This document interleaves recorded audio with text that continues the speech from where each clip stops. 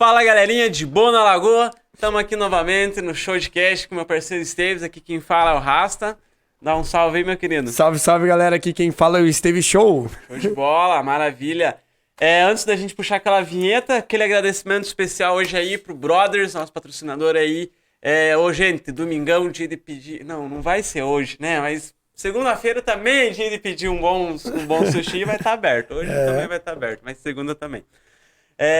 Salve, salve, brothers. Tamo junto. Hoje, convidado mais que especial. Tem uma trajetória fodástica. Eu acho que a gente vai ter muita ideia pra trocar e, para além disso, é um cara de gente fina, né? Sim, já fica dito aí, ó. É mais uma pessoa que a gente vai ter que ter um segundo episódio. Porque um episódio não vai ser o suficiente. Não vai dar. Vamos chamar aquela vinheta, daí a gente apresenta? Vamos nessa, então? Xandão. Xandão, é contigo, meu querido.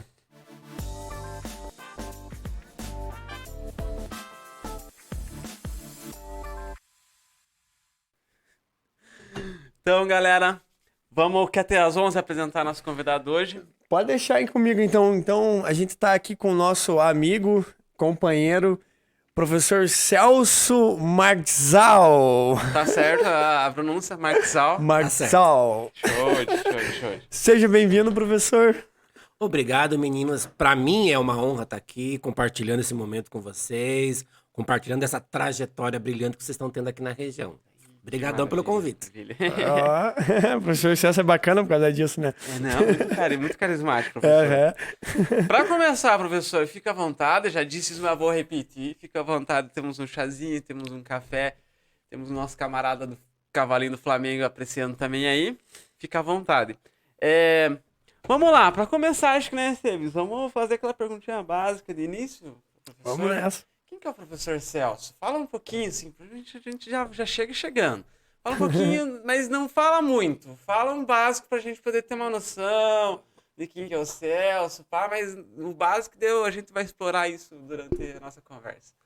O básico, o Celso é professor há 22 anos no estado do Paraná, feliz com o que faz. Oh, maravilha. Sou mor de bandas e fanfarras há 22 anos também. Coisa boa.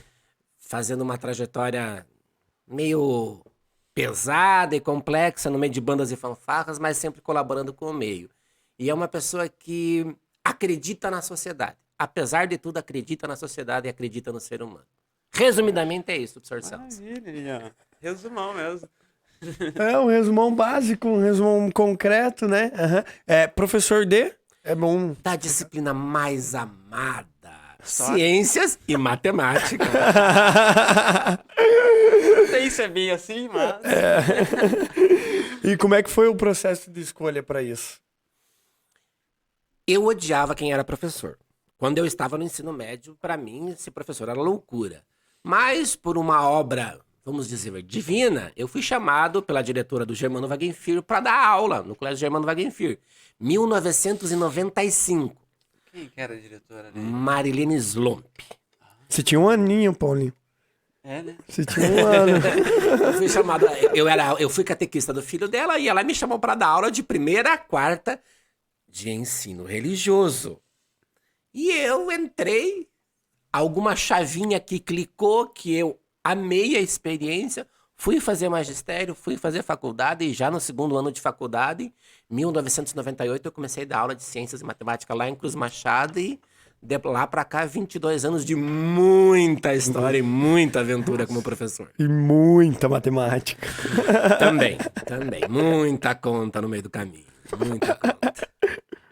E no meio de tudo aí, todo esse processo aí, nunca pensou em voltar atrás? Nunca se questionou se estava no caminho certo? Teve alguns momentos que eu me peguei pensando se era isso que eu queria mesmo.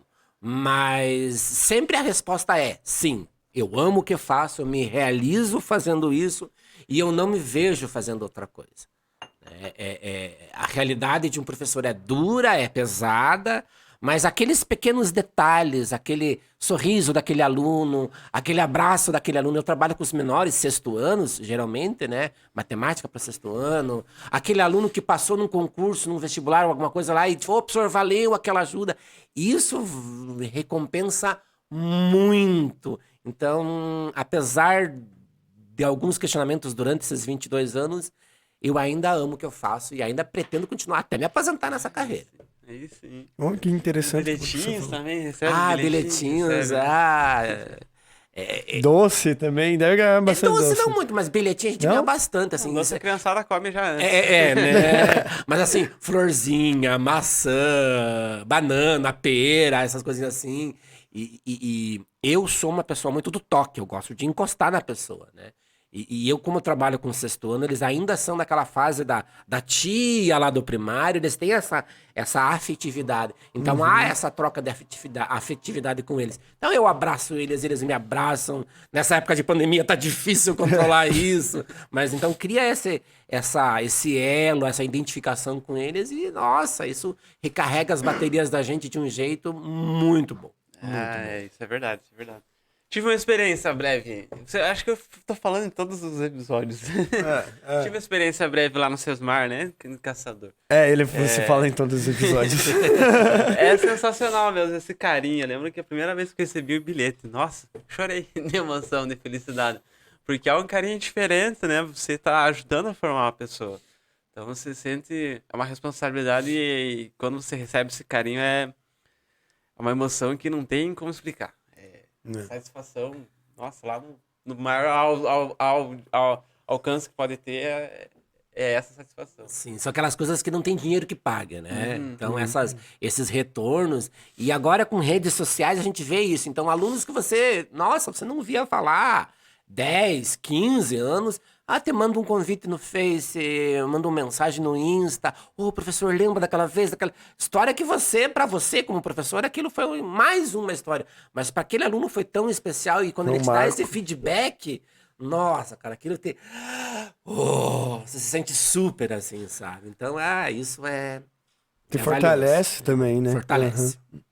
E você começou na rede estadual, rede municipal, pública, privada? Sempre rede estadual. Estudei em rede pública, estadual e trabalhei em rede estadual. Desde o começo.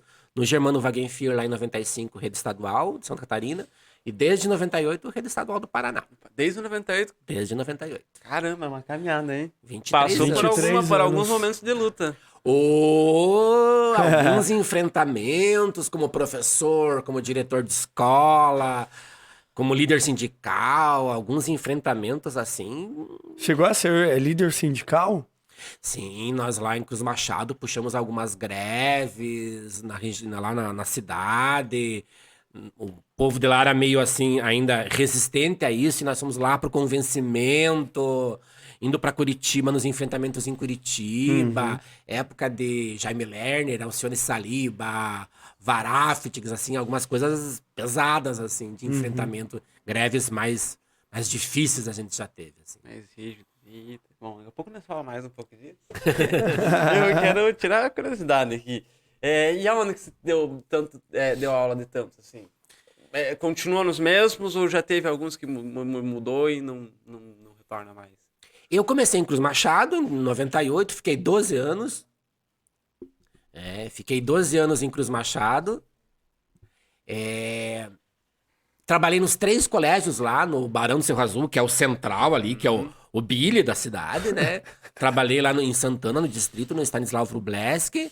Altas histórias lá com alunos de ensino médio, terceira série. E depois, quando começou o Helena Colodin em 2005, fui o primeiro professor a querer ir, porque foi uma escola nova, criada lá no outro lado de Cruz Machado, na linha Vitória.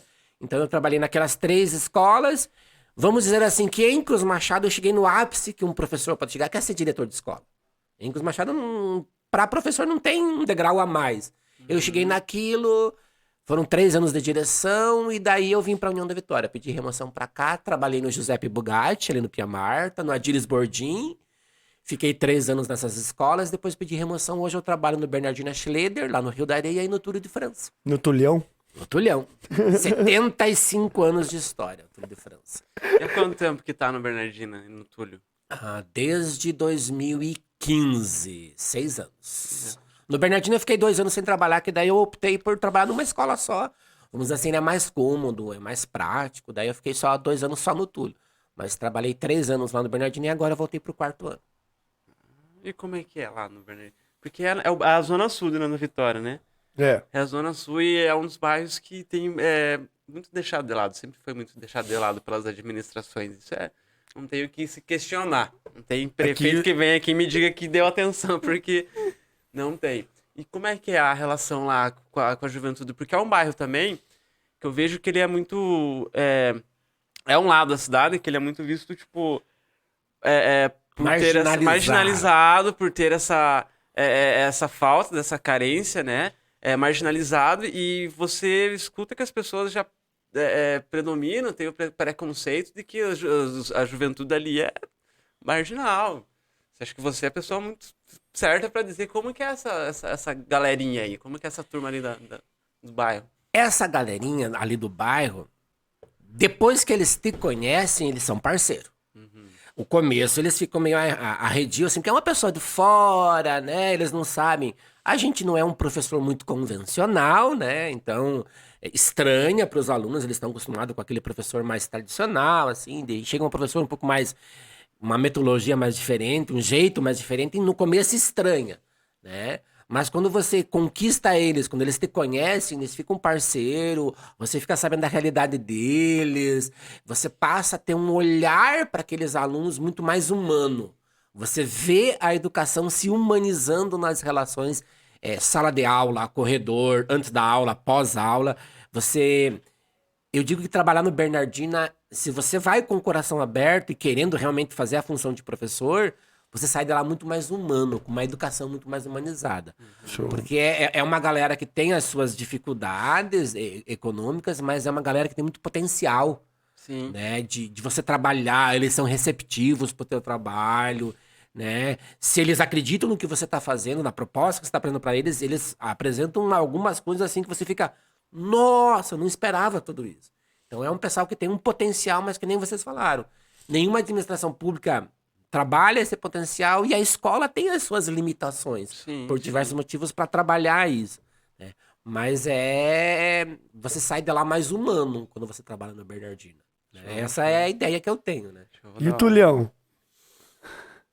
O Túlio... Ai, como que eu vou dizer o Túlio? O Túlio já é uma responsa um pouquinho maior, porque o Túlio ele não tem uma comunidade própria. Né? Então, no Túlio de França vem gente de tudo que bairro da cidade. E no Túlio eu trabalhei do com... Rio Vermelho, né? Até do Rio Vermelho, de outras cidades. Tinha uma galerinha que deu lá. Isso, tem. E o Túlio, ele tem duas realidades bem distintas. Ele tem o ensino regular, né? Que é o integral, 6º ao 9º ano, e o ensino médio. E daí tem os cursos técnicos. Cursos técnicos é outra realidade. Então, eu lecionei no técnico em edificações e o técnico em meio ambiente. Que eram os cursos que tinham, que agora estão terminando, estão vindo novos cursos, uma nova demanda. Então, são duas realidades bem distintas. Cursos técnicos, gente adulta, que já fez ensino médio. Então, tá ali com outra vibe, tá com outra ideia, né, e tal. O integral e o médio é uma galera que tá ali, tá disposta. O ensino integral, eles ficam 9 aulas por dia na escola. Então é uma outra dinâmica. Você não pode mandar lição para casa, porque eles já estão um dia inteiro na escola. Você tem que trabalhar um pouquinho, fazer um trabalho mais diferenciado para ficar mais animado. Já imaginou? 9 aulas por dia? Se as aulas forem todas maçantes? Seria no dia, normalmente são 4 horas que você fica na escola. Então no integral é 8. 8 horas. Eles entram 20 para 9 com o almoço, com a hora do almoço, digamos assim. Isso, eles entram 20 para as 8 e saem 4h20 da tarde. Ah, não. Ficou um dia inteiro lá, né? Inclusive refeição e tudo. E do dia inteiro tem a hora do lazer? Tipo, o recreio é mais extenso, um recreio... O recreio é o mesmo, é os mesmos 15 minutos de outras escolas, né? O que ali eles têm algumas disciplinas que são chamadas de eletivas, que é mais para liberar mesmo a energia. Tem dança, né? Teve uma professora que fez um trabalho de poesia para eles coreografarem poesias de Vinícius de Moraes, Drummond, assim, bem, bem legal. Tem um dia Isso esporte. faz muito tempo que ela fez o projeto? Esse ano. É? Esse ano eu só não lembro o nome da professora, mas foi esse ano que ela fez. Bem bacana. Salve, professora! Aí tem um de esportes, não é educação física, é mais para esportes para atividades diferenciadas, jogos, brincadeiras, assim, mas para a criança realmente extravasar energia, que sexto ao nono ano, a criançada tem energia pra caramba, Energia. né? Então precisa desses espaços. E não é assim, tipo, de manhã as aulas chatas e à tarde divertido. É mesclado, é misturado. Então de manhã tem matemática, à tarde tem português. O que se torna mais dinâmico ainda, né? Exatamente, exatamente. Alguns professores, porque infelizmente o Estado tem isso de rotatividade de professores, né? Que cada ano muda alguns professores, então esses até pegarem o jeito da coisa, que é mais com projeto, que é um trabalho mais diferenciado, demora um pouquinho. Mas quem tá desde o começo ali já pegou o tio da coisa, então, né? Quando começou o integral no Tudo, eu já tava no Tudo, foi em 2016, se não me falha a memória que começou, eu já peguei ali o sexto ano e a gente vai com o PIBID da Unespar ali fazendo um trabalho diferenciado e o retorno da piazada é muito bacana, é muito Puxa, legal. imagina, porque é colocar a ação que um educador social faz hoje, né? Basicamente. Pra quem não tem muito, né? O educador social, ele é um professor, né? É um professor que ele não usa só a matéria em si, ele usa as ferramentas da educação. Ele pode ter 2, 3 cursos e usar os 2, 3 cursos numa sala de aula para repassar o que ele quer, a ideia do projeto, né? Do que ele quer passar na sala de aula. E isso é bacana, acho que é isso que a gente precisa realmente mais, né? Na educação pública, sair do convencional. Sair daquela caixinha, não. É aula de português, é aula de matemática, é aula de... Não, mesclar um pouquinho, vivenciar um pouquinho. E eles têm mais algumas lá. Estudo orientado, por exemplo, que é... Como eles não levam lição para casa, né? Para até dar um ar na cabeça, para descansar em casa mesmo, né? Então, o professor daquela disciplina deixou uma atividade para fazer. Então, eles aproveitam essa disciplina de estudo orientado para fazer. Eles têm aula de programação... Eles têm aula no nono ano e a partir do ano que vem todas as séries, projeto de vida, pensar Importante. o que eu quero lá pra frente. Importante. No nono ano, 2 aulas por semana, eu leciono com o nono ano. Então, o que você pensa? A curto, médio e a longo prazo. Então, você faz a criança pensar já explorando. Porque às vezes você chega na terceira série do ensino médio, eu tenho que fazer vestibular, tá? E agora? O que eu vou fazer? Começa, Eu nunca né? pensei nisso. Começa a se desesperar, né? Aquela E- pressão da família, da sociedade. E assim, se você já tá pensando, se você sabe as oportunidades. Muitos alunos não sabem as oportunidades que nós temos na região com as instituições de ensino superior. Unespar, Uniuv, Uniguaçu, NC, o IFPR, muitos alunos não conheciam. Sabe? Então, você começa a mostrar essas oportunidades, essas possibilidades que eles podem ter. Na verdade, na cidade inteira, né? Acho que o Túlio é um colégio que os estudantes conhecem mais que existe uma Unespar, de verdade, por ter uma conexão, ter o PIBID que faz projetos ali junto com vocês. Mas na maioria das escolas você não tem essa conexão da universidade com a escola. Então, muito dessa galera, tipo, pá, como é que eu vou fazer uma faculdade? Como é que eu vou pagar a faculdade? Só que você tem a faculdade, só que a galera não... É um papo que a gente teve esses dias com o Charles aqui, né? Eu assisti. Né? A universidade, ela é muito boa, só que ela peca, né? Na própria divulgação. Eu acho que daí não é nenhuma culpa da universidade, acho que daí é mais uma questão de gestão do Estado, de gestão da Secretaria de Educação, do núcleo. Não, educação, acho que nem vou me envolver, mas da Secretaria do Estado, né? Por deixar. Eu acho que entra naquele planejamento que a gente consegue perceber que está acontecendo, não só no Paraná, mas acho que no Brasil todo, que é a desestrutura da educação pública, né?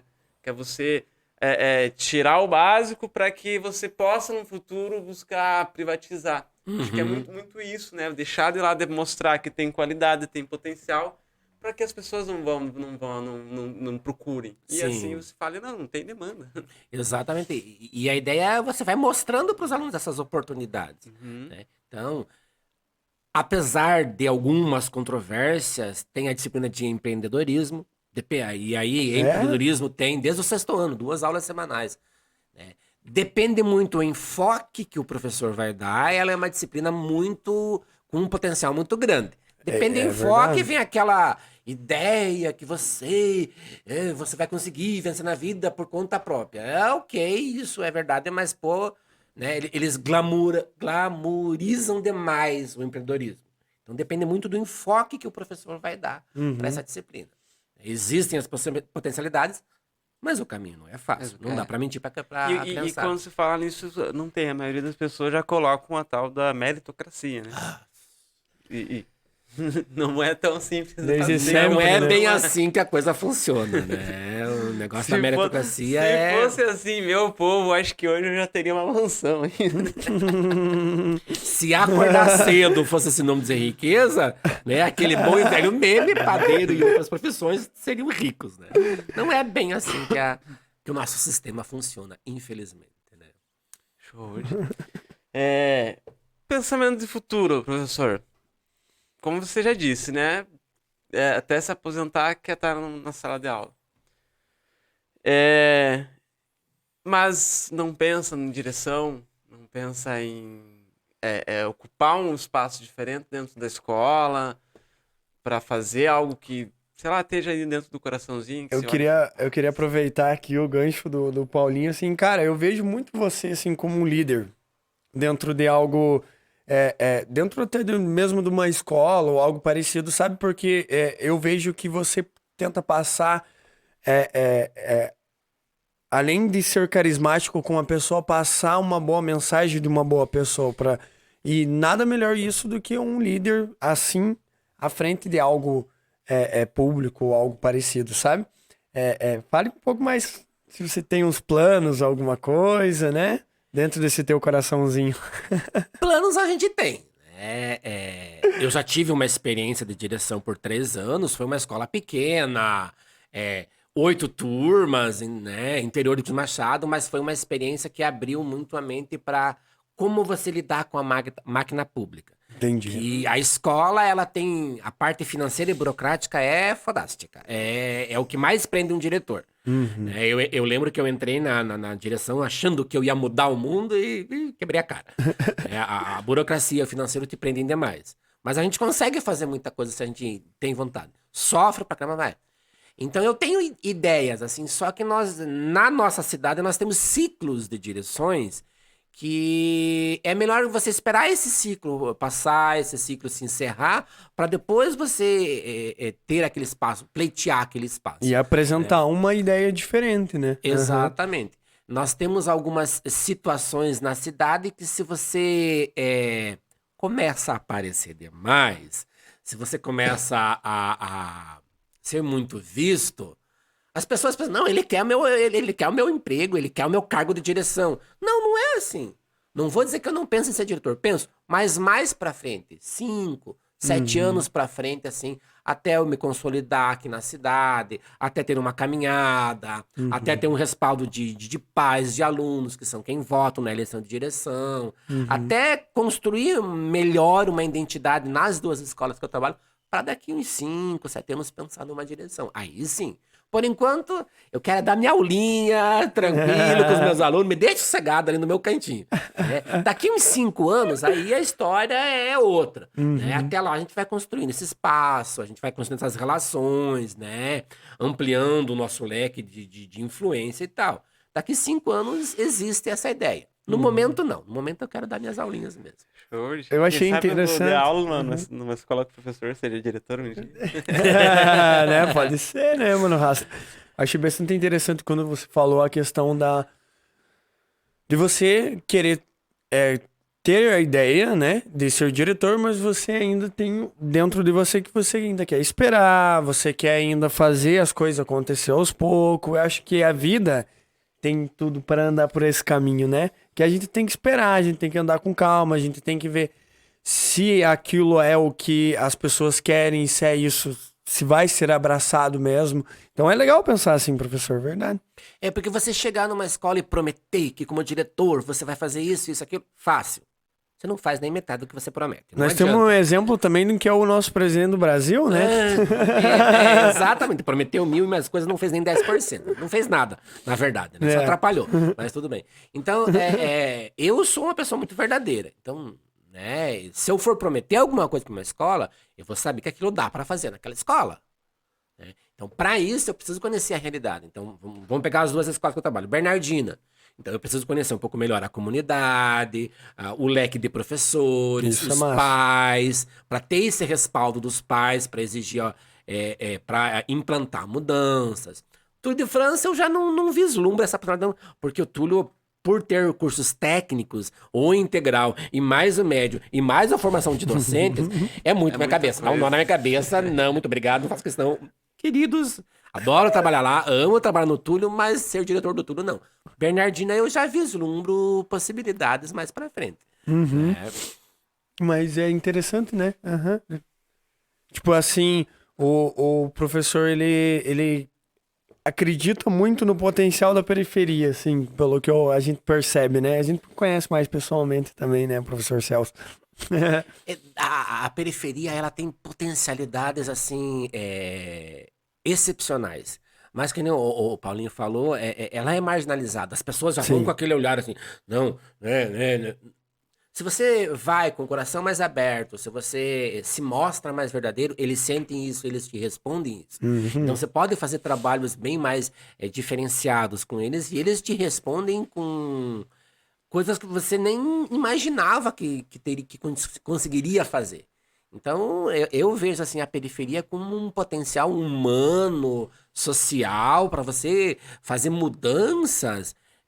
Só que são mudanças que você tem que ir plantando,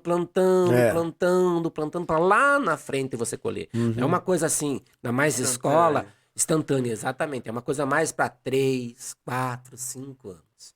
Até porque é uma quebra de ciclo daí, né? Você tem um ciclo e você chega com uma proposta de fazer aquele ciclo abrir uma pequena brecha para daí naquela brecha começar a sair daquele ciclo. Começar um novo, diferente, que caminhe por outros caminhos e não fique parado naquilo, né? Exatamente. Vai ser toda uma ruptura de um sistema. Por exemplo, vamos pegar o caso do Bernardina. Nós temos o professor Carlos, que é o atual diretor do Bernardina, que faz o trabalho da direção, da condução da escola e tal. Ok, mas é o estilo dele pela personalidade que ele tem, né? Com muitas qualidades, com muitos pontos positivos e tal.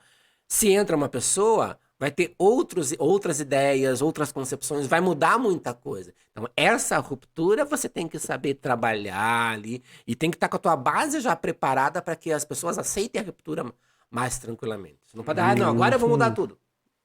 Se você não tem respaldo de alunos, Principalmente, né? Principalmente. Se os alunos não te dão respaldo, esqueça. Professores, também. A classe dos professores complexa de trabalhar. Funcionários. As tias, a gente não pode chamar de tias, são as funcionárias da limpeza, da cozinha, biblioteca e secretaria. Mas esse pessoal é o pessoal que, primeiro, quando eu chego numa escola, a primeira vez que eu faço amizade é eles. Que são o pessoal que mais conhece a escola, são os funcionários. Sim. Então, se você não tem esse elo com eles, essa receptividade deles, para eles te boicotar, é um estado de dedo. Então, você tem que plantar bem para colher lá na frente. Show de, né? Que nem diz nós.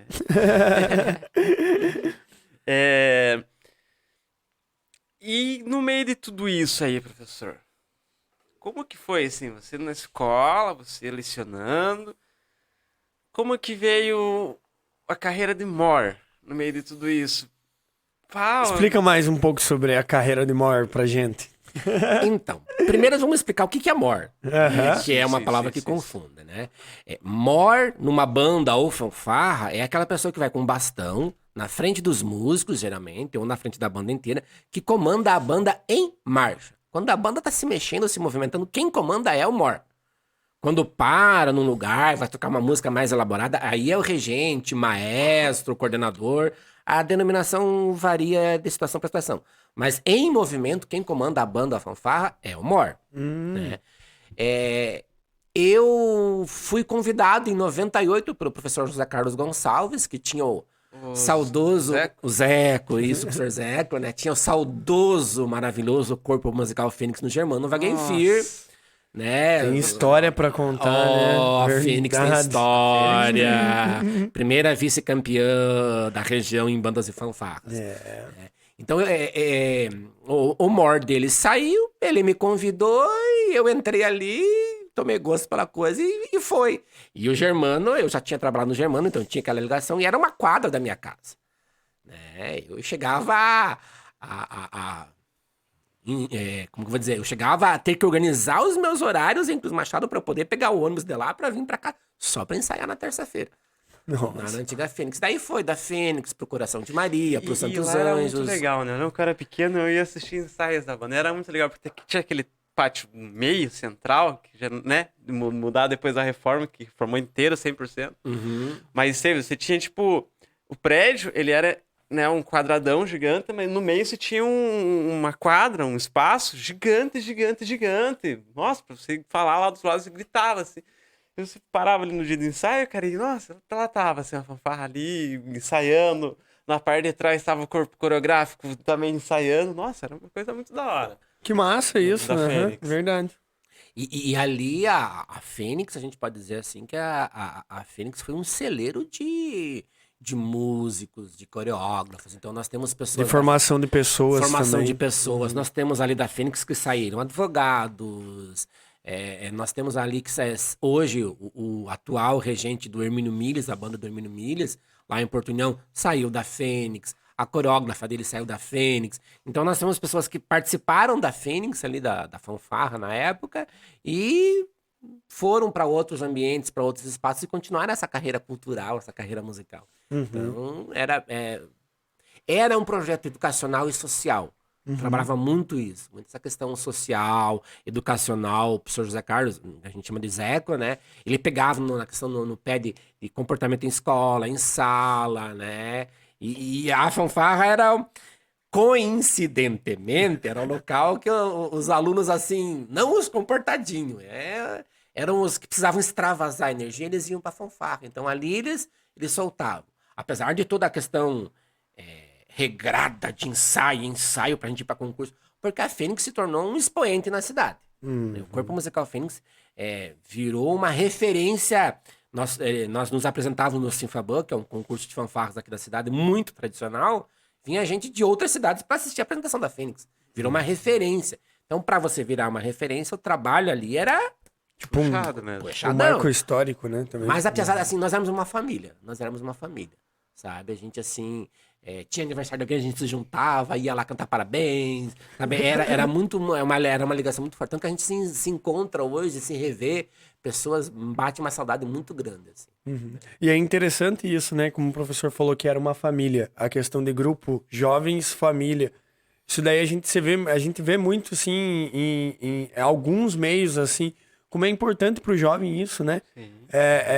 Tá incluso dentro de um meio que não seja a sua própria família, mas e sim seja algo que, tipo, você vai num grupo, você conversa sobre coisas aleatórias, toma uma Coca-Cola, não sei...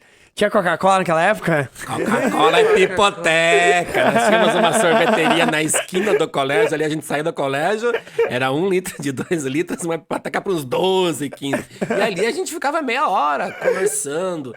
E o legal da história era o professor José Carlos e a professora Berenice, né, o casal, que eram os coordenadores, e o terceiro mais velho era eu.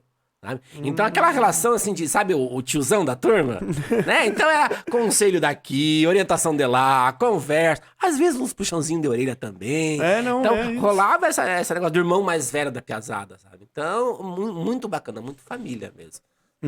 E dali da Fênix foi pro Coração de Maria, foi pro Santos Anjos, foi em Cruz Machado. Quando eu trabalhei lá, eu também tive um grupo lá. Quando eu voltei pra cá, eu fui pra Faber. E nesse intervalo de tempo eu trabalhei como avaliador, avaliando o quesito mori em concursos. Paraná, Rio Grande do Sul, Santa Catarina, São Paulo. Nós viajamos para Brasília. Que legal. Oportunidades para piazada. É muito bacana. Muito bacana. E hoje em dia, como é que tá o grupo de fanfarra? Nós temos basicamente 3 na cidade.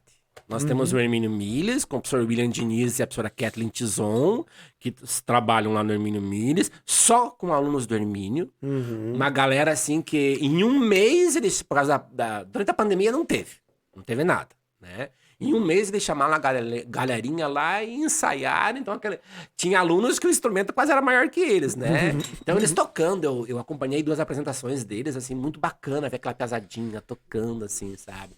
Nós temos, então, o Hermínio Milhas, nós temos o Coração de Maria, que retoma as atividades agora, com o professor José Carlos, o professor Zeco, e nós temos a Bamuv, né, a Banda Marcial Municipal de Ana Vitória, que é a antiga Faber, que também está fazendo seus ensaios lá na estação.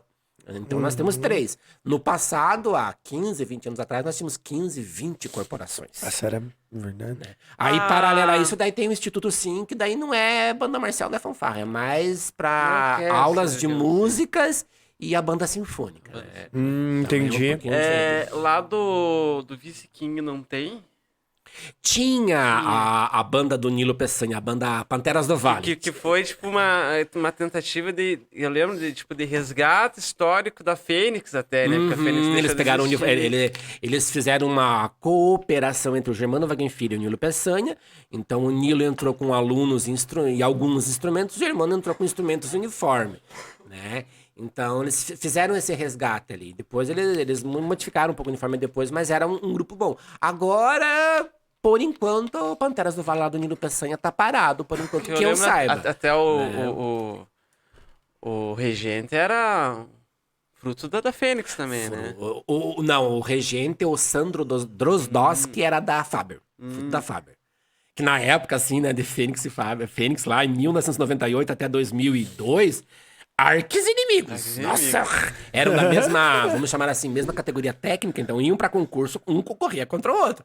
Num concurso ganhava um, no outro concurso ganhava outro. E era aquela disputa, assim. Então era Mas acirrado, era bacana que tinha uma galera que participava das duas também, né? Não, naquela época não. Hoje em dia, assim, naquela época lá era... Certo, era não uma- deixavam, né? Era uma, Porque você tá lá no outro, porque, não, agora é... Era uma rivalidade difícil de você lidar. Eu lembro que a Faber criou um uniforme novo. Bonito. E fizeram uma apresentação uma noite lá na quadra do colégio, né? E a pedagoga do Bernardino, a professora Adriana, era a diretora do Germano Wagenfilho. E nós, galerinha da Fênix, né, do Germano, fomos mocados lá assistir a apresentação.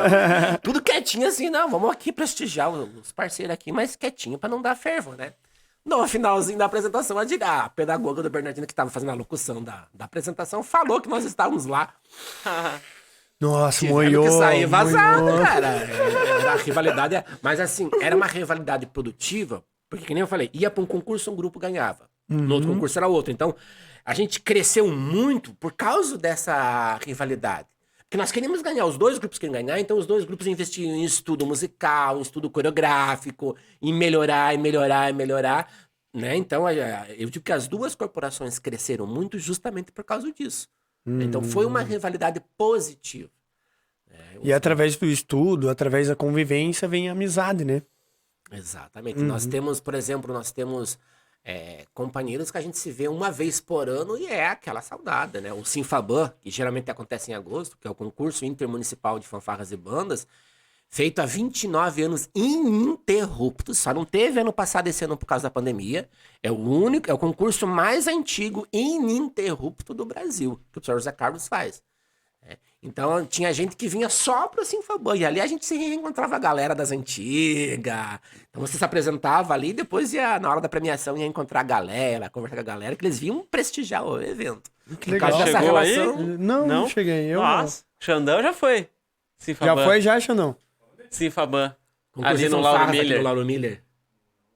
Não Onde lembro. Não O lembro. cara mora no São Pedro, ele é o que mais escuta. Eu lembro, nossa, coisa mais linda. É muito Você ia bastante, Bolinho? Nossa, todo ano tava indo. 2 dias, né? Teve alguns anos que foram 2 dias. É muita gente. Se vai, é só. Cara, e as apresentações são espetaculares. Espetaculares. Então é uma movimentação o dia inteiro, desde manhã cedo, você já acorda escutando aqueles pom, pom. É muito bacana. Você começa às 9 horas da manhã com o concurso com os pequenininhos, você vai até 10 horas da noite com os grandes, com as grandes disputas que são as bandas marciais. Então é o dia inteiro ali, ó.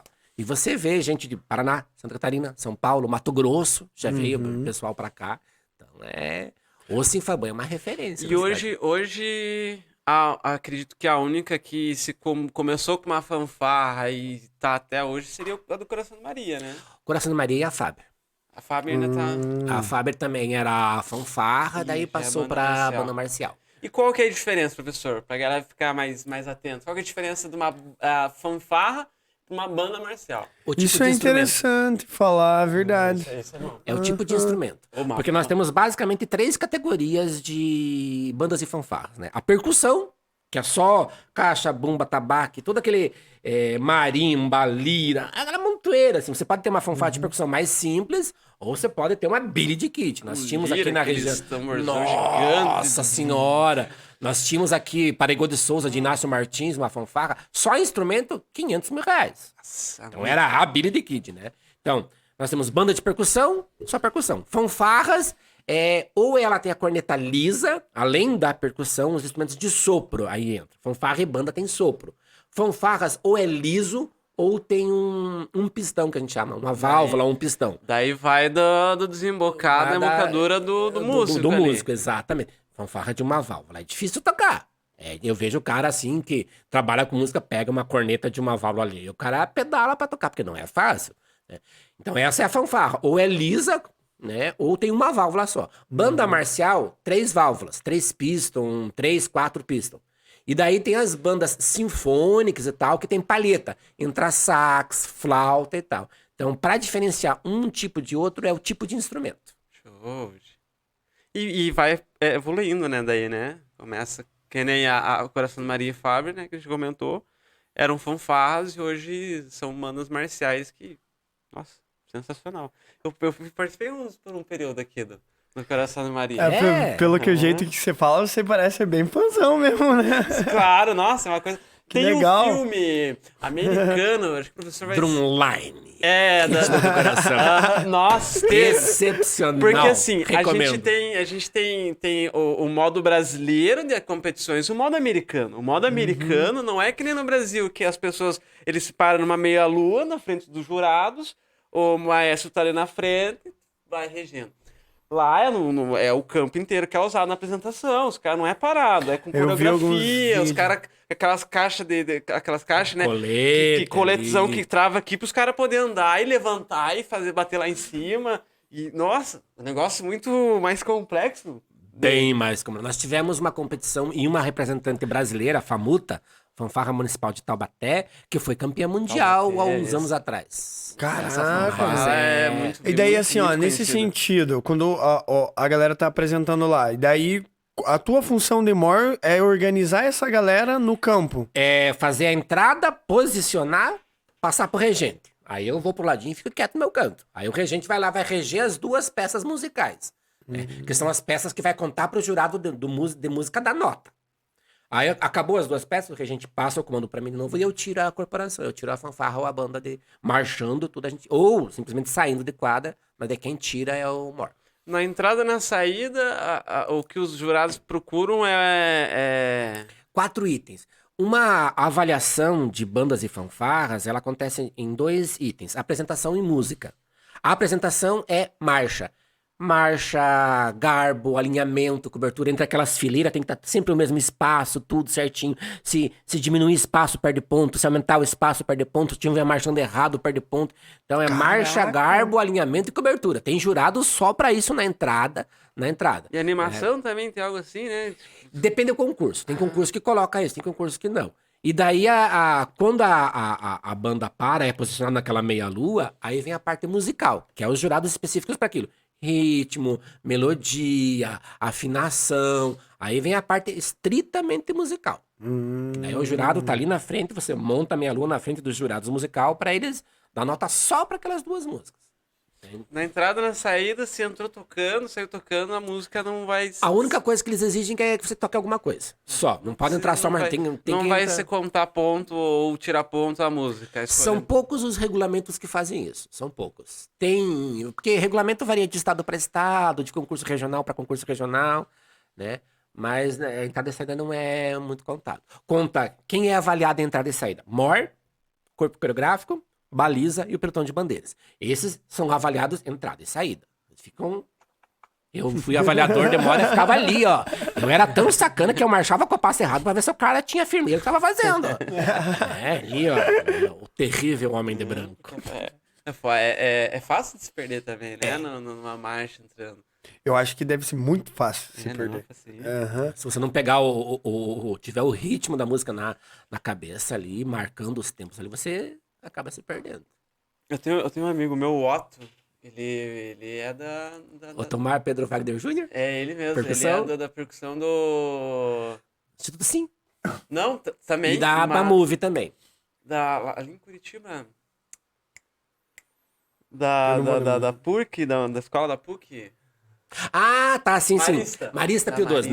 Marista ou Marista Pio 12 é de Ponta Grossa, a banda, mas como eles são a mesma congregação, o Marista Pio 12 toca nas formaturas da PUC.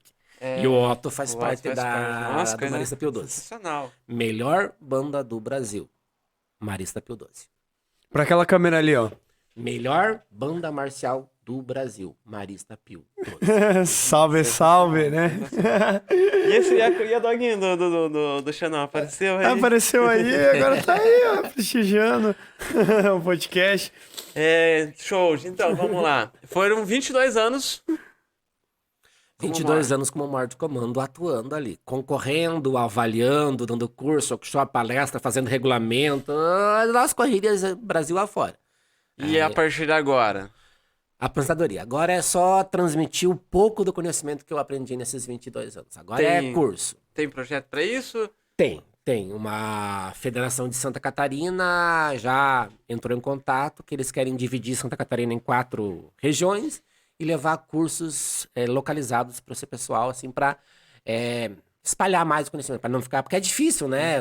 Você faz numa região central, os mais longe é difícil ir, porque é custoso e tal. Então, se você faz mais perto, é mais fácil. Então, eles já entraram em contato para eu trabalhar a questão de comando com eles. Olha, legal e interessante saber. E até pra galera que vai assistir, né? Quem tiver interesse, quem nunca, né? Teve interesse por isso e às vezes vê que existe na cidade e às vezes se interessa, entra em contato com o professor Celso, né? Sim.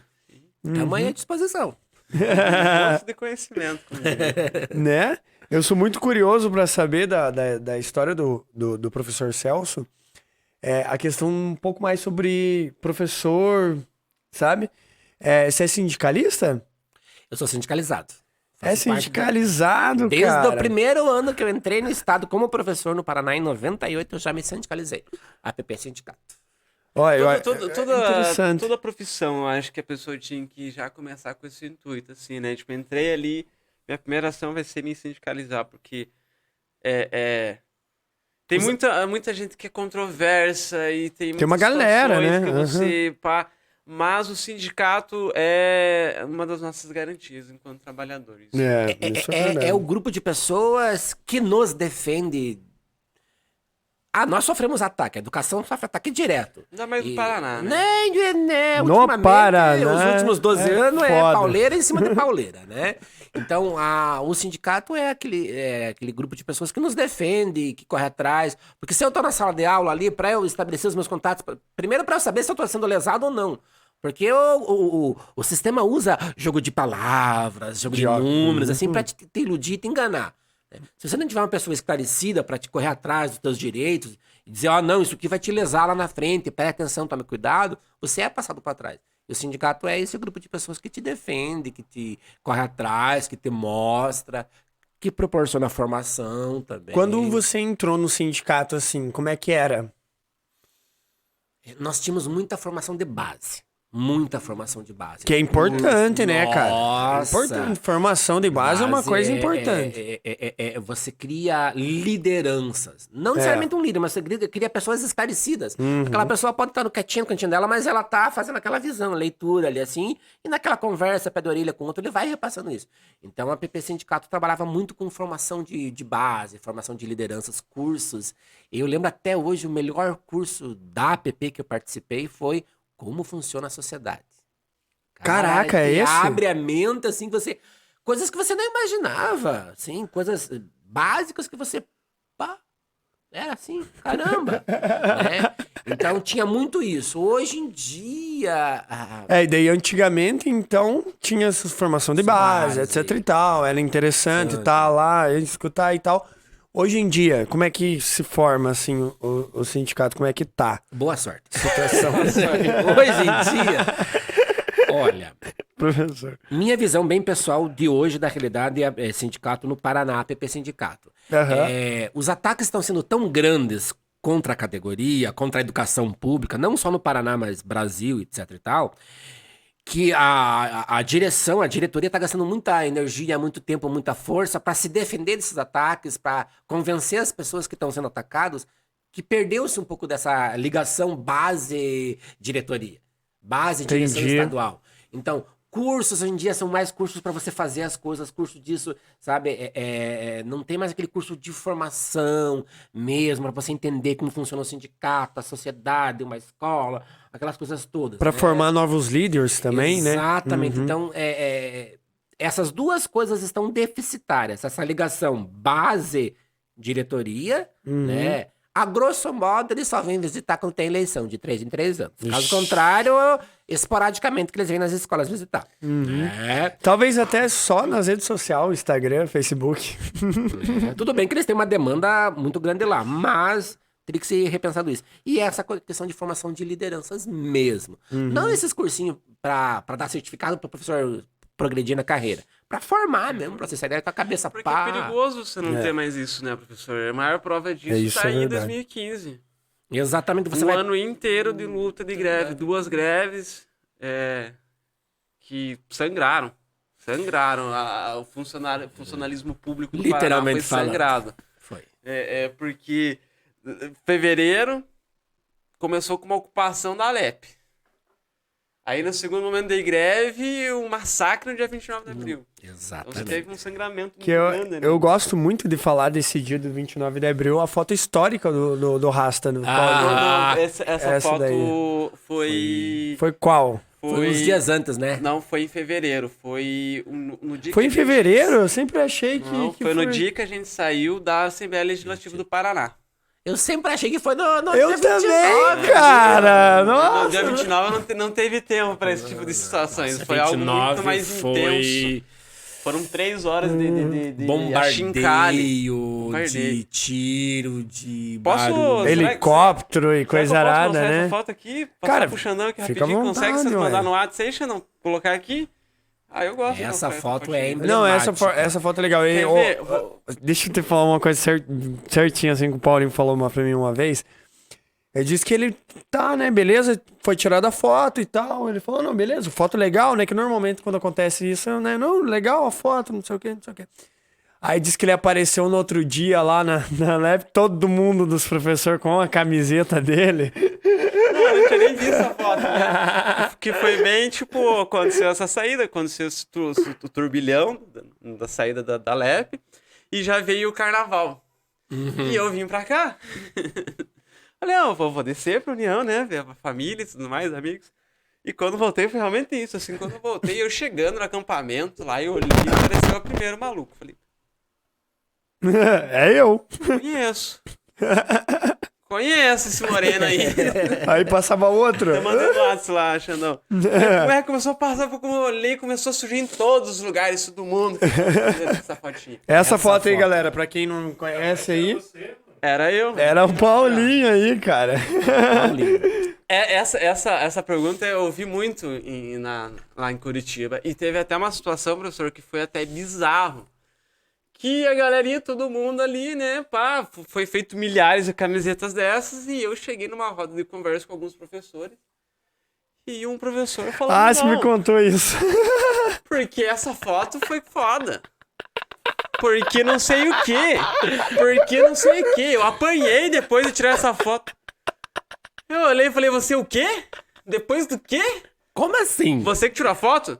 Não, sou eu na foto. Eu falei, é você o quê? Ali, né, no fundo, assim, o pessoal de chapéu. Não, eu sou o Cafrão. Não, você é o outro cara. Olha bem pra essa foto. Olha bem pra essa. Agora, olha a minha mochila e olha a minha bandeira que tá atrás da mochila, que eu tava todo dia na ocupação, nessa greve, eu tava com a minha mochila, a bandeirinha da UBS bem assim.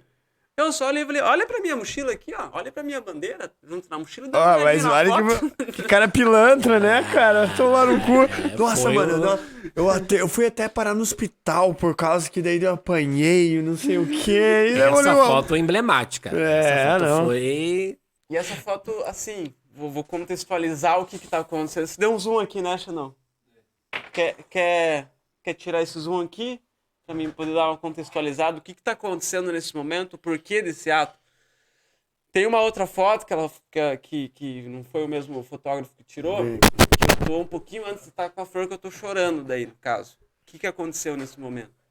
A gente tava ocupado já, a LEP fazia 3 dias. No terceiro dia começaram a desligar a energia de luz, a água, o ar, e dentro da Alep, quando tem muitas pessoas sem o ar ligado, fica um calor infernal, você não começa a ficar ruim para respirar até. Então a gente se sentiu obrigado a sair. Só que nesse dia era o dia de votação, que a gente acordou e a gente ficou sabendo que os deputados iam votar a questão do projeto que era para retirar o dinheiro do fundo lá, num espaço do prédio. Porque o regulamento interno proíbe que qualquer votação, qualquer reunião, a não ser a partir de tem uns pontos específicos lá que não era o caso, que poderia ser feito fora do espaço da Alep, do terreno da Alep. E nesse caso não poderia. Então eles iam entrar para fazer na sala na sala da presidência. Da presidência ou no restaurante. Era para ser algo assim. Uhum. Só que a galera ficou sabendo, não, então não vamos deixar ninguém entrar. E lá foi aquela muvuca, e era o dia dos 70 mil ainda. Tinha uma galera, um dia de um ato gigante. Tinha uma galera. Então a gente bloqueou as saídas, as entradas. Só que a prédio da presidência é do lado do prédio principal, né? É a parte, e nesse prédio tem uma entradinha do lado que é por cerca. Só que é umas grades de ferro grossa. Quando eu tô lá num canto, lá na frente do Palácio do Iguaçu, com o Cleiton, com o Matheus, que era grudado, assim. Salve, salve, Cleiton, salve, Matheus. Tamo junto, meus queridos. São gente boa, professor, verdade. Não, o professor conheceu o Cleitinho, Chegou Matheus, a conhecer? cara. E aí, a gente ali descansando um pouco, tinha ido fazer algumas situações que eu olho, que eu vejo na parte de cima ali da Alep, um pelotão vindo assim das escadarias, assim, lá do monte, assim, um pelotão, só com aquele chapeuzinho branco, assim, pulandinho. E eu olhei pros pés e falei, piazado, vai acontecer alguma merda. Eles, por quê, cara? Descansa, por favor, por meia horinha que seja, 15 minutos. Não, vai acontecer alguma merda. Olha quanto policial que tá vindo correndo lá, ó, pra Assembleia. Um monte de capacete ainda, de enfrentamentos. Alguma coisa vai acontecer. Os piá, não. Falei, vou lá. E fui, saí correndo. Nessa saída de correndo, cheguei lá, os caras estavam com o camburão, que foi o dia do camburão. Que os nobres colegas da região. Os nobres colegas, o nobre colega da região acabou se emocionando. Se borraram tudo, literalmente. Se borrou dentro do camburão. Meu Deus do céu. Não falou nada com essas coisas. Tava lá o camburão com os deputados, porque eles estavam abrindo um buraco na cerca para entrar pela cerca. E começou a muvuca. Eu levei até spray de pimenta nessa hora ali. Começou a muvuca, vai, vem, e os caras entram, não entra. Quando viu, a galera já se voltou tudo ali. E aí é na parte interna, entre a prédio da presidência e o auditório. Nessa hora, tava uma muvuca muito grande, porque a gente já tinha conseguido manter os deputados afastados. Tinha entrado, acho que alguns poucos ali, e os outros não entraram mais. E nessa hora que a gente tava ali, entrou a Choque. A Choque, ela tava batendo nos próprios policiais, na polícia militar. Porque a polícia militar fez um cordão pra galera não passar, chegar tão próximo da entrada do prédio da presidência. E a galera começou a conseguir passar pelos policiais. Só que, a partir disso, a Choque viu isso acontecendo, já fez uma barreira atrás da barreira da polícia militar, e alguns soldados da polícia militar sabiam muito bem o que estava acontecendo naquela situação. Que aquele projeto dele ia intervir não só nos professores, mas todos os funcionários públicos do Estado. E alguns poucos policiais começaram a abrir brecha para professores passar. Quando isso começou a acontecer, o policial começou a bater em policial. E o policial normal já saíram daquele cordão, a galera já entrou, muvuca rolando. Dali a pouco que eu olho, chega esse grupo com uns 10 policiais do Choque. É isso, os caras estão com uma skin ali, né? Estão com um traje diferente, os caras já ficam 2 vezes maior só por causa do traje. Uhum. Chegaram em 10. E eu, do nada, os caras puxaram o professor pelo ombro aqui, ó. O policial só pegou, puxou, ele virou, o outro já chegou, já deu um soco no professor, outro já chegou por trás, já deu um mata-leão e já prenderam um professor, uma pessoa só, dentro de um círculo com 9 policiais. E 2 batendo no professor dentro desse círculo. Dias de luta. Dias de luta. Essa hora, eu comecei a gritar, por favor, para, o que esse cara fez pra vocês grudar o cara, prender o cara num círculo de vocês e meter pau. E essa foi minha... Essa foi minha a resposta história. daí, porque não tinha o que fazer, não tinha, olha, né, não sou muito grande, tô de joelho, mas ficar de pé não fica muito diferente do tamanho. O que eu ia fazer ao tamanho da tampa do cara? O cara tem proteção na canela e eu um tênisinho normal, então minha única reação... Calça jeans e camiseta. Exato. Minha única reação foi apelar pro sentimento da pessoa, porque é pesado, né? Chega a ser dolorido lembrar. Chega. É muito... O sindicato possibilitou defesas de causas dos professores, mas também de todos os trabalhadores, como você falou, todos os funcionários do Estado, e aí envolve saúde, educação, penitenciário, segurança, polícia, todos eles. Então o sindicato participou dessas movimentações de enfrentamento, de luta para não perder direitos. Se não fosse o sindicato, eu posso dizer tranquilo, se não fosse o sindicato, a gente estaria numa situação mas muito pior mesmo. O sindicato ainda barrou muita coisa. Né? Nós voltamos lá em 2002, quando nós fazíamos greve para não perder as coisas. Teve uma época que nós conseguimos conquistar coisas. Hoje a gente fazia greve para não perder. E hoje em dia também o sindicato, ele tá bem... alguns sindicatos tá bem complicado, né?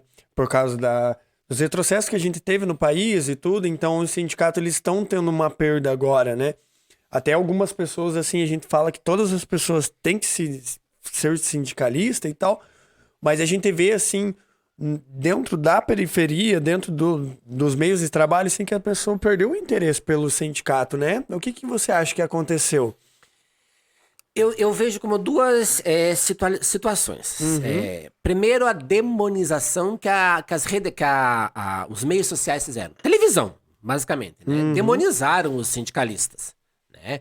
Que são contra o teu salário, são contra o teu emprego. Fizeram toda uma demonização em cima que o pessoal, não, sindicato é coisa ruim, não presta, não vou me envolver. Então toda essa campanha massiva das redes de televisão em cima... falando em novelas, em tudo, em jornais e tal, toda essa cultura que foi repetindo. Tem uma galera que pensa assim, né? Verdade. Tem muita gente que pensa, não, são bando de comunista, só querem saber deles, aquela coisa toda. Então isso afastou um pouco as pessoas, né? E a outra questão é a questão mesmo de formação de lideranças. Por quê? Nós tivemos uma fase no Paraná e no Brasil que a esquerda assumiu o poder. Então, todas aquelas pessoas que eram lideranças em sindicato, em cooperativas, foram para as estruturas do poder. E não tinha pessoas para ocupar aquele espaço deixado. Infelizmente, não tinha lideranças que ocupassem esse espaço. No Paraná, principalmente, aconteceu isso.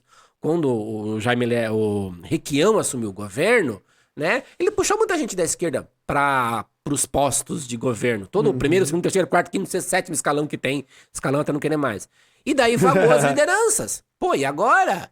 Né? E daí o pessoal ficou meio trambaleando, e daí veio isso que eu comentei da PP Sindicato, não se formou novas lideranças. Novas pessoas que tenham essa visão assim, não, eu preciso participar, eu preciso me inteirar para eu saber o que está acontecendo, para eu saber lá para frente e tal. Então eu vejo que essas duas situações, toda essa demonização, que falaram mal pra caramba, e essa questão das lideranças que foram pro poder e ficou aquele vácuo ali.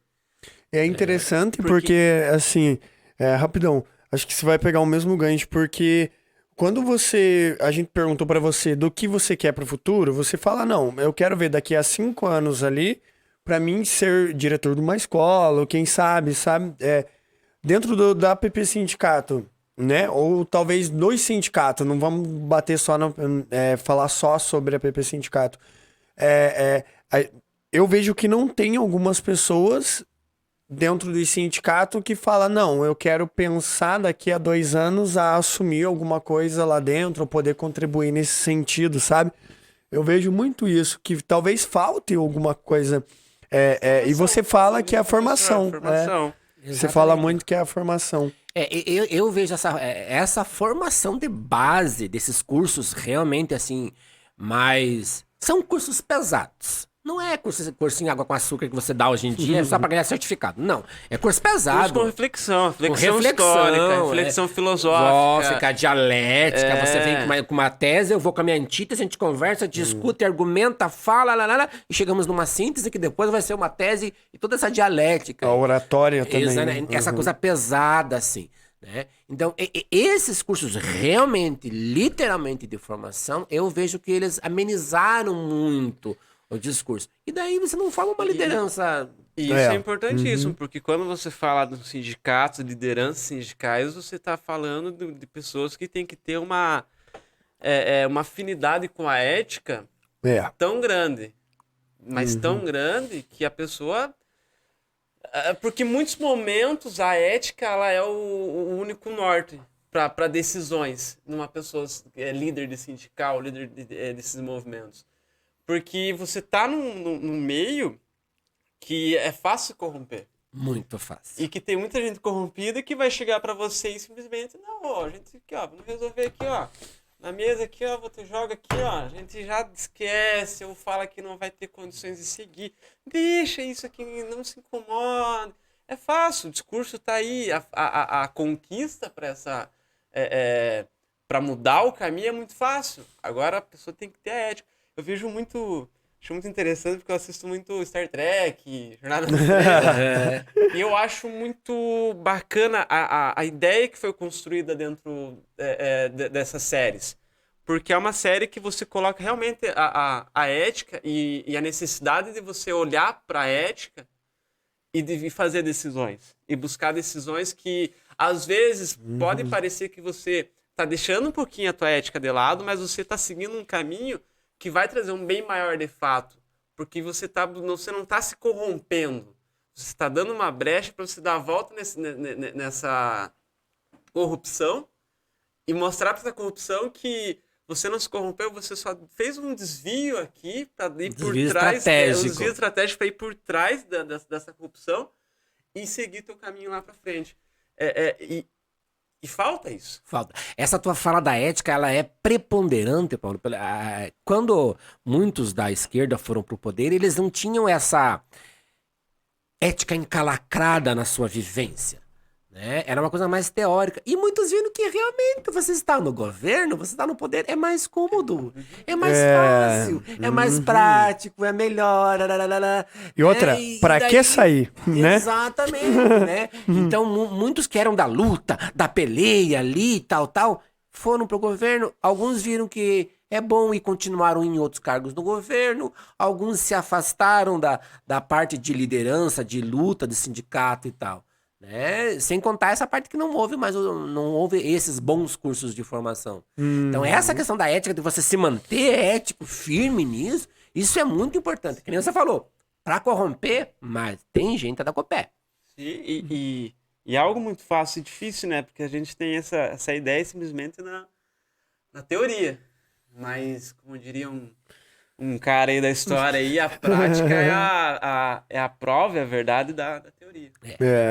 E que muitas vezes a prática, ela tá se desejando, né? Porque não tá tendo muito, assim. Eu acho que a questão da prática, ela tem que existir mais, né? Mas a questão da prática também é a questão da teoria. É bom ter teoria para poder ter base na prática, né? Tem tudo isso, né? Que tem que ser pensado. Se você não tiver uma teoria que dê suporte para tua prática, vai ser uma prática vã. Então você precisa dos dois, da teoria para entender o que você está fazendo, mas também da prática para realmente fazer. Senão vai ficar uma teoria vã, né? E que daí, às vezes, assim, eu vejo por mim, às vezes, assim, na teoria... pode ser uma coisa, daí só que na prática você pode até tentar modificar um pouco para deixar mais dinâmico e fazer a pessoa entender, né? Então, salve, aí alguns conselhos.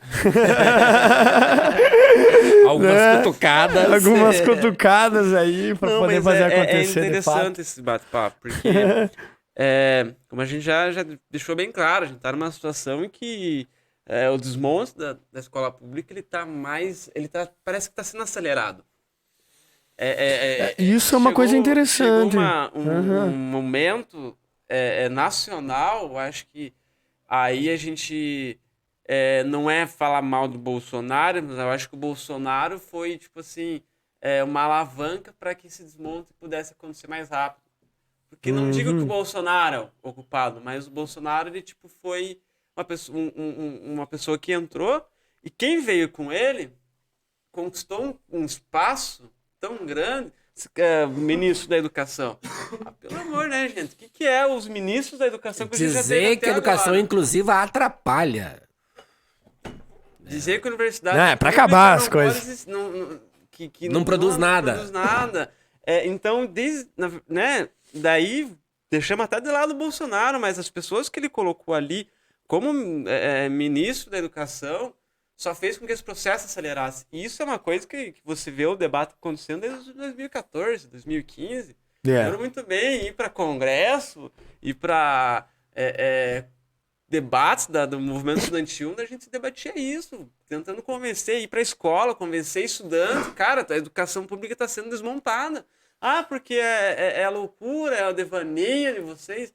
O maior resultado hoje a gente está tendo aí agora. É o que a gente está vendo aí, né? Está tendo cortes, a gente poderia tá tendo um avanço na produção de vacinas pela ciência brasileira, mas a gente não consegue. Não, mas assim, ó, essa fita de vacina eu fico muito de cara, na verdade. Porque tem muita gente morrendo, na verdade.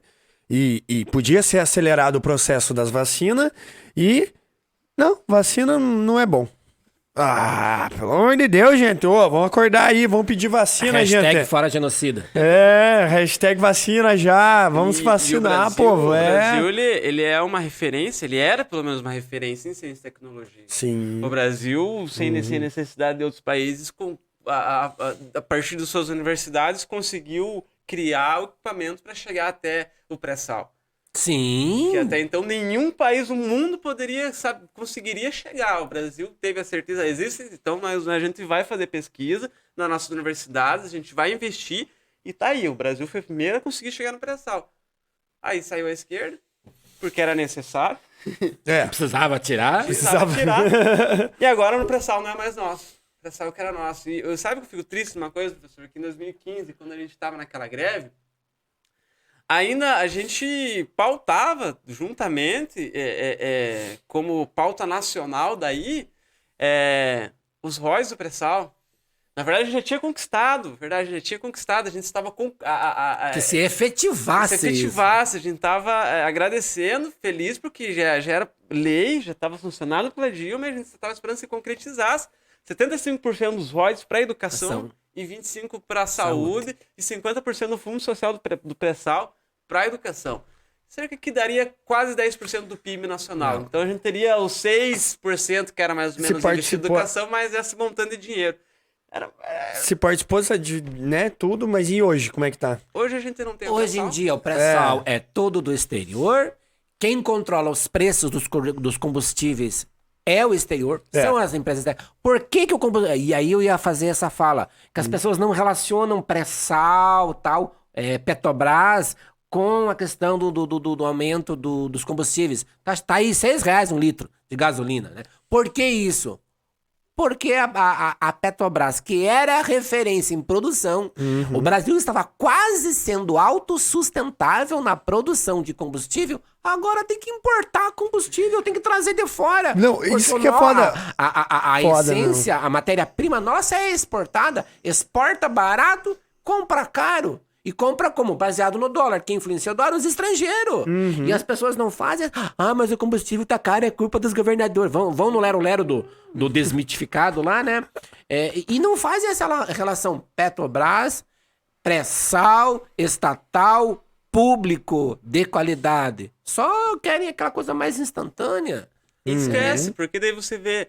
Que nem aconteceu esses dias aí, que era pra ter a greve dos caminhoneiros...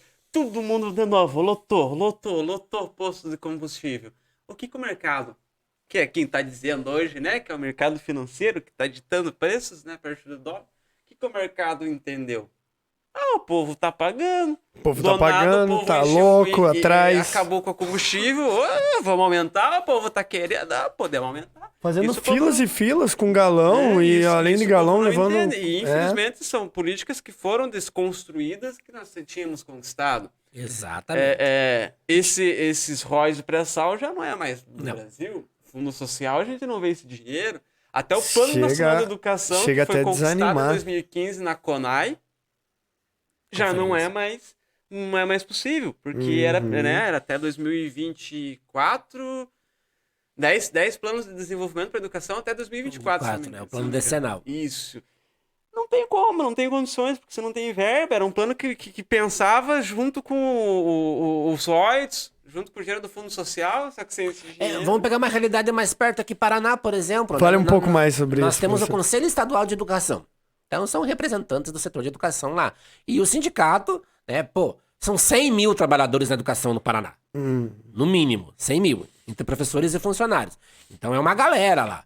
E a educação pública é o maior número de instituições de ensino que tem no Paraná. Né? Então, o sindicato tinha um assento nesse Conselho Estadual de Educação. O que o governador fez? Simplesmente tirou a vaga do sindicato e colocou uma apadrinhada do Flávio Arnes, que é um senador. Assim, numa canetada. Simplesmente assim. Tirou lá o representante da categoria, que vai levar toda essa reivindicação da base lá, e colocou um apadrinhado de um político de carreira. Que se fez em cima do sobrenome Arnes, da falecida Zilda Arnes, que fez um trabalho excepcional. Mas o cara se fez em cima disso. Claro. Não, pra você ver, assim, a questão da Zilda Arnes, assim, ela se dedicou tanto, né, cara, pra fazer acontecer até mesmo o pai do Beto Richa. Ele fez mesmo acontecer várias coisas boas pro Paraná, e daí a gente vê, exatamente como político de carreira, a gente vê algo se destruindo, se dilacerando, né? Sim, então complicado. Essa construção histórica feita pela sociedade e tal, essas discussões foram indo e hoje elas estão banalizadas. Você começa a puxar essa discussão, não, porque isso é esquerda, isso é fora PT, porque... É questão social, né? Isso é questão do ser humano também, senta, cara. discuta, pense um pouquinho. Escute. Sabe? Corra atrás de conhecimento, saiba o que tá acontecendo. As pessoas que me vêm falar que querem privatizar o SUS, dá vontade de pegar e acorda pra vida. Vai ver nos Estados Unidos. Você é internado lá, você paga tudo. Curativinho aqui. E o SUS não é só internamento. O SUS é consulta, o SUS é campanha de vacinação, o SUS é o programa de saúde da família que vão nas casas das pessoas. É tudo isso que é o SUS. Eu queria aproveitar, assim, só falando um pouco mais sobre o SUS, mas eu queria falar, assim, a questão do... Eu tenho um amigo, a gente tem um amigo que o nome dele é Buba, falando isso... Salve, Buba! De Boston. Dos Estados Unidos, Massachusetts. Ele me falou uma vez que diz que tem casos nos Estados Unidos que a galera quebra o dedo e vai pra casa. A galera, pra chamar a ambulância, se eu não me engano, deixa eu mentir, mas é $1.500 pra chamar a ambulância, porque então, a gente tem que agradecer por ter o Sistema Único de Saúde aqui. E o Sistema Único de Saúde é o SAMU, por exemplo, que faz esse atendimento, faz parte do SUS. E as pessoas acham que SUS é só consulta, consultas que de milhares, que no mercado custam uma fortuna, o SUS é de graça. Lógico, como a procura é grande, você tem que entrar na fila, demanda, desvio de verbas, Mas em vez de você pensar na privatização do SUS, combata a corrupção, que é o desvio de verba. Né? É o caminho mais lógico. Exatamente, só que nem todos pensam assim, né? Professor, assim, antes da gente finalizar, eu queria saber um pouco, e eu acho que isso seria sensacional da sua parte por ser professor de matemática e, para além disso, sindicalista, uma pessoa que se informa bastante, o FUNPREV. Esse papo incomodou nas eleições, hein? FUNPREV de União da Vitória. Eu queria que você explicasse pra galera que tá assistindo aqui o que é o FUNPREV. A gente vai se aprofundar um pouco mais sobre esse assunto ao longo do nossa trajetória, mas eu queria que você explicasse o que é o FUNPREV, como está o FUNPREV, qual que é o BO que tá acontecendo aí. Eu tô meio confuso também. Então, vamos lá. Eu não sou a pessoa mais ideal para falar exatamente do FUNPREV. Tem pessoas que têm uma caminhada, que estudam e estão a par de todos os dados, números, leis, códigos e toda aquela coisa toda. Mas vamos fazer um apanhado geral. FUNPREV é o Fundo Municipal de Previdência. Ou seja, aquela contribuição que você, trabalhador, faz enquanto está na ativa, para que quando você se aposentar, você possa receber a tua aposentadoria. Né? Você contribui com uma parte, o executivo contribui com outra parte. Se você contribui com 7%, o executivo tem que contribuir com 14%. É o dobro. Então, isso é o FUNPREV. É um fundo de previdência para poder pagar a tua aposentadoria ou as pensões que geram por causa de mortes e tal. Então, o FUNPREV é isso. Para basicamente pagar a aposentadoria e pensão. Por que o FUNPREV de União da Vitória, especificamente, está com esse rombo quase falido, se já não está falido, né? Então, ele teve quase 4 problemas na sua trajetória, até o momento atual, que foram aumentando esse problema. Primeiro, na sua criação, a média da contribuição do funcionalismo, quando foi criado o FUNPREV lá em 80 e pouco, né, era 9%.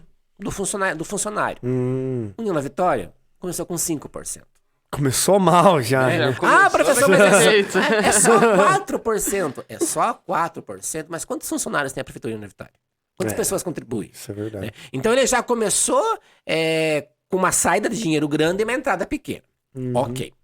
Aí nós tivemos um prefeito que fez, no final do seu mandato, com o aval do prefeito que assumir depois, fez um empréstimo que não foi devolvido. Quanto que mais ou menos um empréstimo, você tem noção? Não lembro, mas foi um milhões. Dinheirinho legal. Foi um dinheirinho considerável, né? Então o prefeito lá fez um empréstimo para pagar outras coisas, né? Porque você tem o caixa ali do fundo, né? O que entra das contribuições e o que sai para pagar a aposentadoria e pensão. E esse dinheiro a prefeitura ela pode gerenciar. Então, quando você faz um projeto próprio que a Câmara de Vereadores aprova, a prefeitura pode pegar esse dinheiro que está sendo aplicado e usar para alguma coisa desde que devolva. O que aconteceu? Pegaram, usaram, pagaram conta e não devolveram. Bingo! Nossa. Esse foi o segundo erro. Ok. Né? O terceiro erro que nós tivemos foi se eu não estou enganado, chama-se cálculo atuarial. É um palavreado complexo ali. Que o último prefeito que nós tivemos, ele abaixou de 9% para 2%. Ou seja, o dinheiro que vai entrar no fundo deu uma baixa geral. E a saída continuou a mesma. Continuou o mesmo dinheiro saindo. Ou seja, eu tenho aquela quantidade de dinheiro grande lá e tá saindo isso. Só que... Nossa, isso em anos dá um problemão gigante, cara. A previsão, só pra você ver o problema, a previsão era que neste ano já não teria dinheiro para pagar os aposentados de União da Vitória. Aposentados e pensionistas da Prefeitura de União da Vitória. Mas isso ali em março já, né? Março, abril não teria. A previsão que nós fizemos ano passado, quando a gente estudou, foi atrás, se informou e tal, era essa, que março, abril não teria mais dinheiro para pagar. Imagine, Rasta. A Prefeitura atual está fazendo alguma coisa para ter esse dinheiro para bancar. Porque o problema é assim, se o fundo não tem dinheiro, quem paga é a prefeitura. Vai sair da folha da prefeitura. Se sai da folha da prefeitura, estoura o teto. Aquilo que o Guedes quer estourar com aquele auxílio no Brasil Ajuda, lá, sei lá, do Bolsonaro aí, né? Então, estoura o teto. Você pode gastar por mês.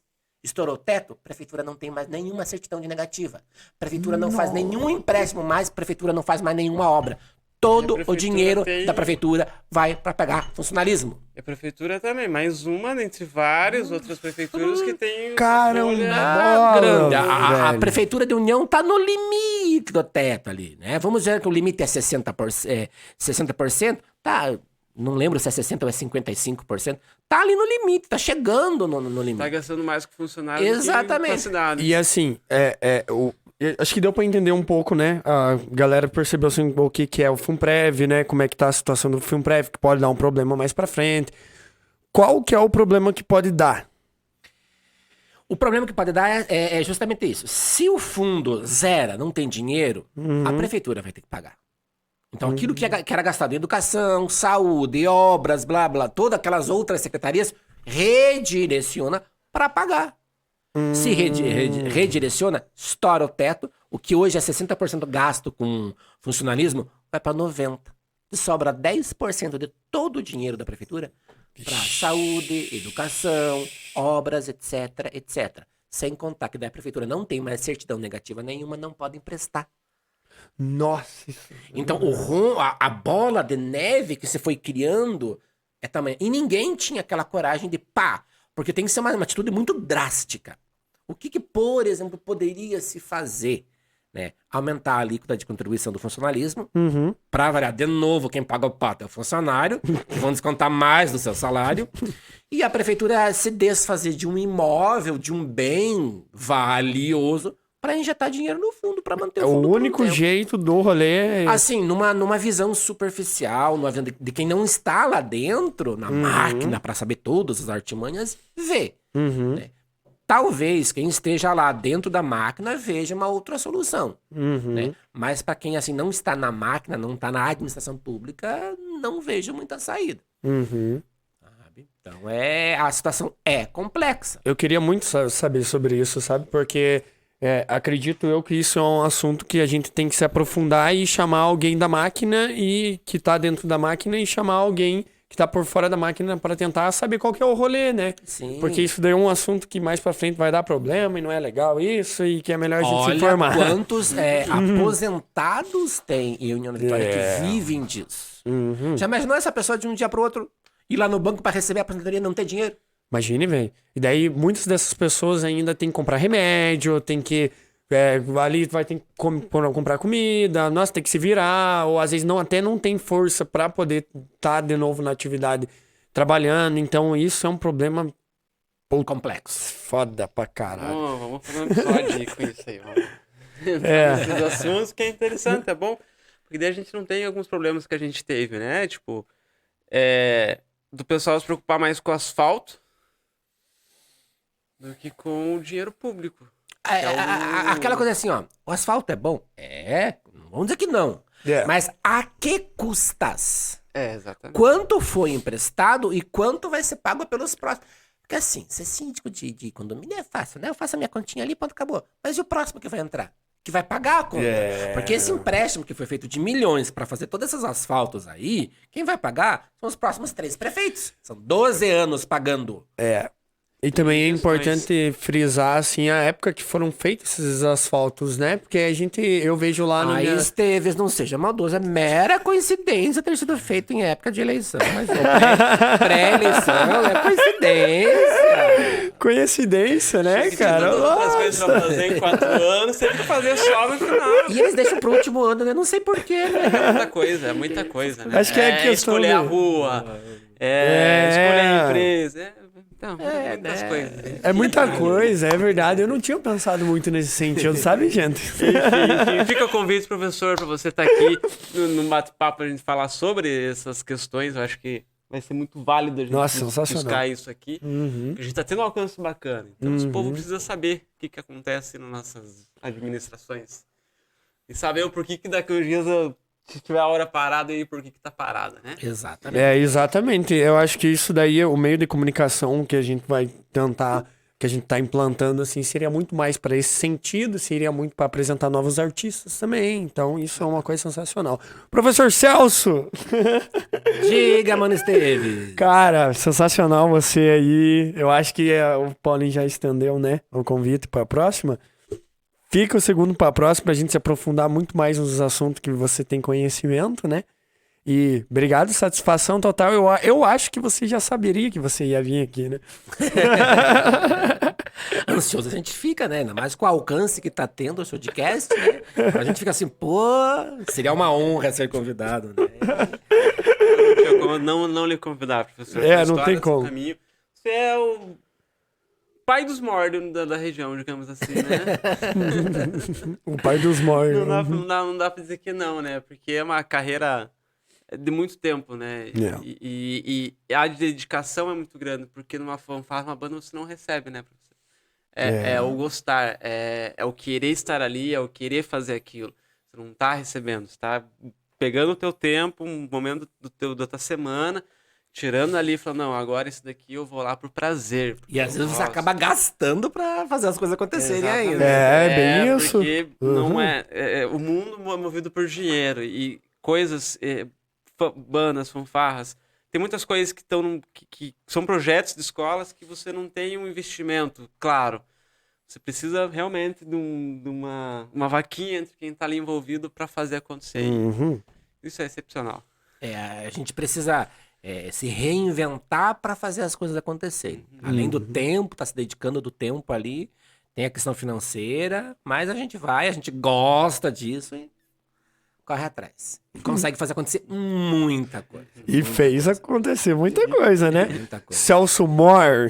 Terrível homem de branco. Bom, professor, primeiramente queria começar pra gente finalizar agradecendo mais uma vez. A gente agradece muito sempre quem vem aqui, porque a gente sonha de chegar a um patamar nesse nosso projeto, que a gente vai chegar para nossos convidados e conseguir falar, não, a gente vai te convidar, a gente vai te pagar pra você estar aqui no nosso podcast.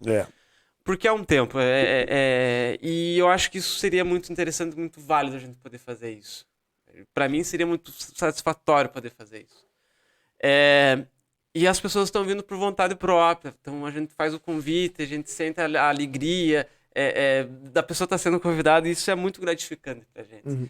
Então, agradecer a tua presença, agradecer essa troca de ideias, conhecer um pouquinho mais de você, sobre suas experiências. E deixo agora uns minutinhos para você falar o que tiver no coração, ou se não quiser falar, ou não precisa nem ser assuntos daqui, tá com algo que tá na mente que queria falar já faz dias e não consegue, xingar alguém. Para você poder falar. Você deixar um agradecimento, uma mensagem que seja. Fica à vontade aí, professor. Olha, o que vem no coração, primeiro, é agradecer a tantas pessoas que fizeram parte dessa história. Você não faz nada sozinho. Então, a gente faz parte de grupos, a gente participa de grupos, a gente conta com outras pessoas para construir a nossa história. Então, agradecer as direções da PP Sindicato, que eu estive ao lado, lutando junto, a falecida professora Isadir, do Amaral, que já se foi, que foi uma batalhadora, que era uma mãezona, o professor José Jaquil, que foi presidente da PP Sindicato, o professor Célio Mendes, que está em General Carneiro, se não me falha a memória, que foi presente também. Então, agradecer toda essa equipe da PP Sindicato, que contribuiu muito da minha formação política, histórica, social e educacional. Eu devo ao espaço, às oportunidades que a PP forneceu. Agradecer a esse maravilhoso mundo cultural das bandas e fanfarras. Professor José Carlos, professora Berenice. Salve, salve. Ao Marcelo Stork, da banda dos Santos Anjos e agora do Instituto Sim. Ao Luiz Antônio, conhecido como Guinho, da Faber, que abriu as portas para mim. A todas as pessoas que estiveram junto, participando, colaborando, que ajudaram a construir essa trajetória. Local e inclusive nacional. E aos meus colegas de educação, professores. Nossos mestres, né? Existem muitos colegas professores que fazem a diferença, que transformam realidades, que transformam vidas de estudantes, de pessoas, da sociedade. A esses professores, a esses educadores, no sentido amplo da palavra, que eu agradeço. Por sentar, por chamar, por conversar, por dar dica, por às vezes puxar minha orelha, porque às vezes a gente troca os pés pelas mãos. E por último, agradecer aos estudantes que dão aquele respaldo, que fazem valer a pena ser professor. A você que foi há 20 e poucos anos, há 10 anos, ou que você é meu aluno, obrigado por ser receptivo às propostas que a gente faz. A gente não é um professor convencional, graças a Deus. A gente vem com umas ideias meio malucas, às vezes, na sala de aula, assim, e os alunos topam a ideia, abraçam a ideia, a gente faz umas coisas assim, bem show de bola mesmo, né? Então, a você que foi meu aluno, a você que é meu aluno, meu muito obrigado por ter abraçado a ideia, por ter embarcado nessas viagens, nessas loucuras que a gente tem também. Muito obrigado. E a vocês, Esteves, Paulinho, obrigado por abrir esse espaço pra gente sentar, conversar, falar um pouquinho da gente, mostrar o trabalho, né? Obrigado por estar abrindo as portas para tantas pessoas. Nós temos na nossa região pessoas que fazem trabalhos excepcionais e às vezes não é visto, não é mostrado esse trabalho. E vocês estão abrindo aos poucos as portas para essas pessoas. Muito obrigado por esse espaço. Para mim, hoje, nesse momento, mas para tantas pessoas que vocês já chamaram e que vocês vão chamar também. Vocês estão mostrando, colocando na pauta, colocando em destaque aquelas pessoas que muitas vezes ninguém mostra, ninguém fala, ninguém valoriza e vocês estão valorizando. Muito obrigado por valorizar essas pessoas especiais que fazem a diferença nas Gêmeas do Iguaçu. Show de... Show de... A gente agradece por esse carinho. não tem nem palavras pra falar, na verdade. É isso mesmo, professor. Tamo junto, conectado. Pra finalizar, dar aquele salve pro patrocinador, pra galera do Brothers. Galera, Salve, Brothers. Semana corrida lá, dá uma passadinha. Segunda, terça-feira, a folga do pessoal. Então, terça-feira estamos descansando. A partir de Merecido. quarta-feira, pau na máquina. Final de semana tá aí. Final de semana de Halloween tá aí. Vai ter festa Halloween lá ou não? Halloween não. Como é que é? Dia do Saci. Pela Dia do cultura Saci. brasileira. Dia 31 de outubro. 31 de outubro é Dia Nacional do Saci. Então é dia do Nossa Saci. cultura, nosso folclore. A nossa valorização da nossa cultura. Exatamente. Tá mais que certo, né? E aniversário do nosso camarada aqui, ó. Quem Dia quiser- 30? quem quiser mandar- Ai, dia 30, eu abro o dia das bruxas, né? O dia do Saci. ai. Show de galera. Então é isso, professor. Obrigado, Xandão. Obrigado. Dog. Até apareceu aí, né, o dog. ai. Obrigado novamente, Esteves. Tamo junto, Até Mano na Rasta. próxima gravação, próxima semana. Galera, aquele abraço, aquele beijo no coração. E é show de... Show de cast. Valeu!